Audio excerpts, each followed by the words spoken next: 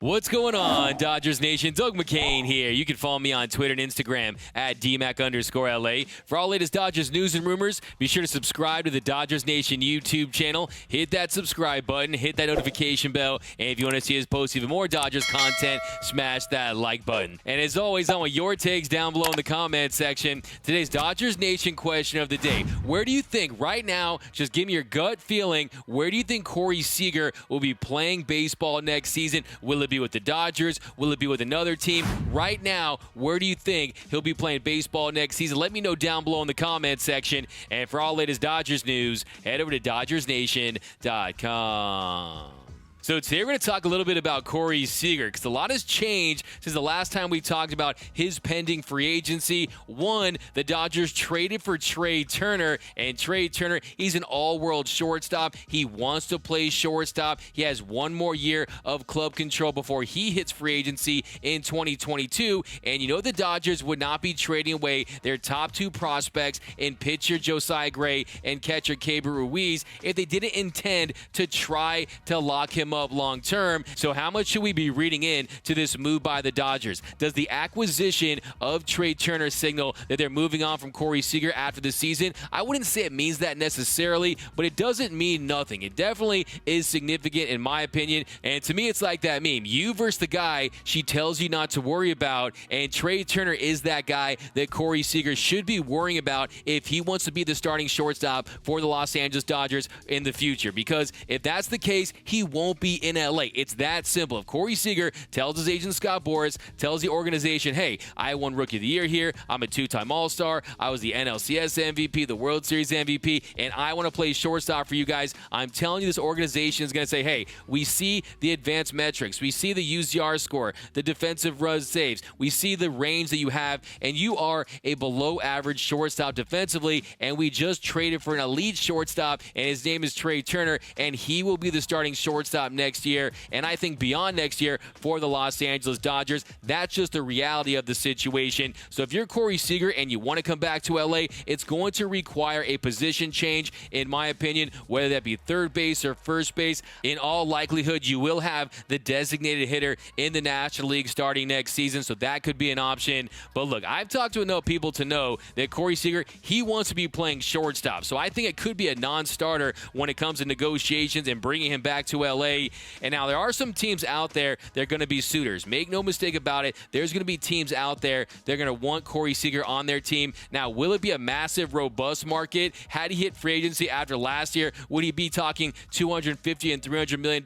You might be. I think the teams might have still pointed at his injury history and the fact that it was only a 60-game season. Yes, he went into God mode and he caught fire in the postseason, and he was fantastic, one of the best postseason runs we've ever seen, but it might have been something along the lines of a $200 to $220 million contract at the end of the day, given his injury history. And this year, it's been your Corey Seager year in a lot of respects. He's looked good at times, and then he gets hit by an injury, then he's out for an extended period of time, and he really hasn't gone back to being that guy that we saw last season. Last year, he posted a 152 WRC plus. That's down to 113. If you look at his isolated power, it's down from 278 to 142. And if you look at his BABIP, batting average on balls in play, last year was at 309. This year, it's at 307. So it's not like he's getting a lot of bad luck this season. And if you look at his numbers this season compared to last season, you see the drop-off. Last year, he played in 52 games, had 212 at-bats, and he slashed 307, 358,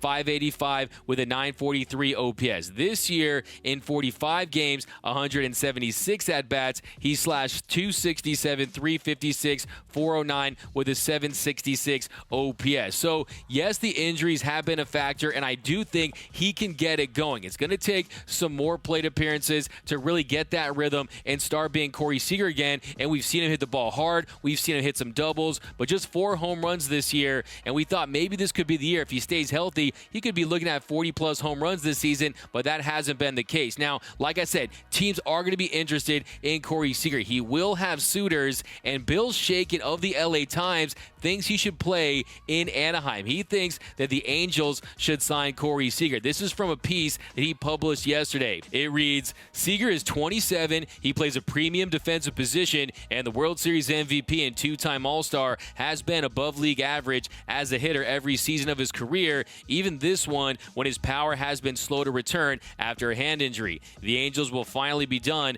with the Pujols contract this year. They should invest the savings in an impact bat, not another collection of mediocre arms. With Pujols gone in Anaheim, number 5 is waiting for Seager. So could Corey Seager go from the Los Angeles Dodgers to the Los Angeles Angels of Anaheim, of the United States, of Earth, of Galaxy, of Universe? It's definitely possible. And you always hear people out there saying the Angels, they need to invest in elite starting pitching. That's why they don't win games. That's why they haven't been to the postseason since 2014. Well, as Bill Shagan points out, their young pitchers are starting to develop, and since the All-Star break, the Angels starters have pitched more innings than any team in Major League Baseball. We saw Jaime Barria pitch very well against the Dodgers on Saturday night, and then Reed Detmers, their top pitching prospect, he made his debut, and then Chris Rodriguez made his debut, and then you got Shohei Ohtani. So we've seen the Angels struggle to draft and develop pitchers, but maybe they've figured it out to some extent, and that will allow them to bring in a guy like Corey Seager. So I definitely think it's an option.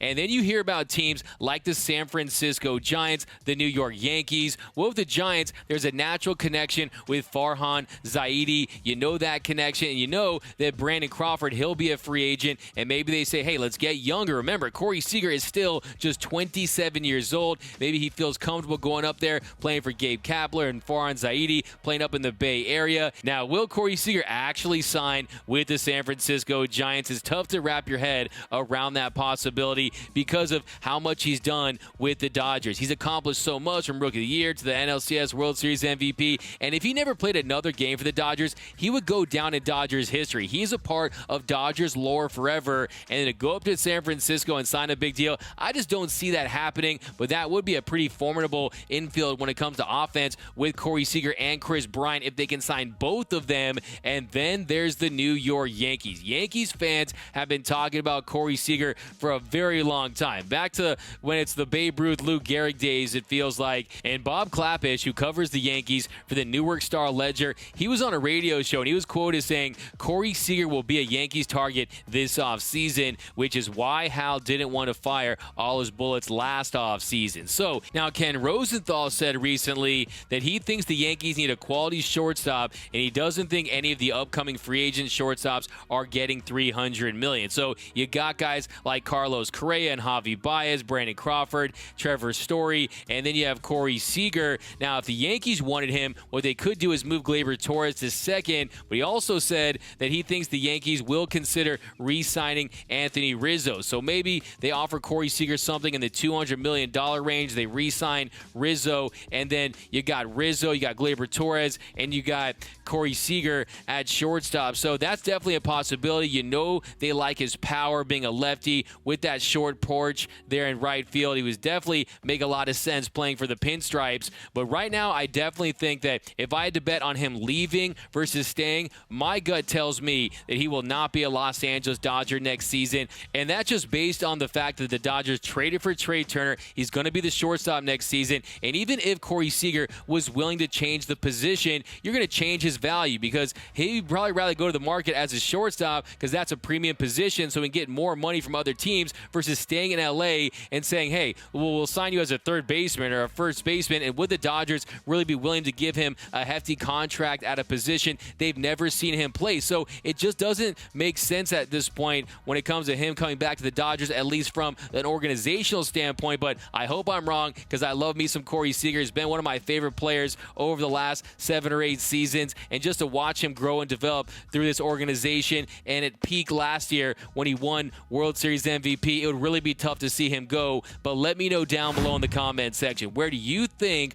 Corey Seager will be playing baseball next season? My name is Doug McCain. You can follow me on Twitter and Instagram at DMAC_LA. For all things Dodger baseball, hit that subscribe button, hit that notification bell, and if you want to see us post even more Dodgers content, smash that like button. For all latest Dodgers Nation merch, head over to GearUp.com. gearup.la. Some of the best Dodgers t-shirt designs in the game. You're going to find it right over there at www.gearup.la. For latest Dodgers news, head over to DodgersNation.com. And until next time, think blue, bleed blue, and I'm out.